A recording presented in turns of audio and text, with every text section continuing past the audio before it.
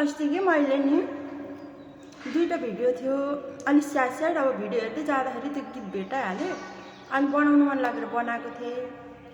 अनि मेरो ससुराको छोराको एक्सहरूले चाहिँ प्रोफाइल भिजिट गरेर मजाले हेरेर अनि उता त्यो धिङ्का चिका भन्ने गीत लगाएर नाच्दै थियो अरे क्या।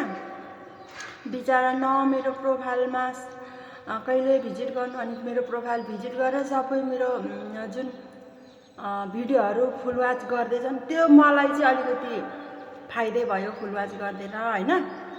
तर मेरो ससुराको छोरालाई चाहिँ कति न मैले तँलाई हेर्दै नहेरेको जस्तो माया नगरेको जस्तो हालिसिस अब अरूलाई रमित भयो भन्दै हुनुहुन्थ्यो क्या। अनि मलाई चाहिँ हाँस उठ्यो।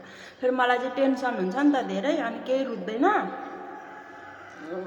केही खाएको पनि छुइनँ अहिलेसम्म। भोकै छु क्या भोकै।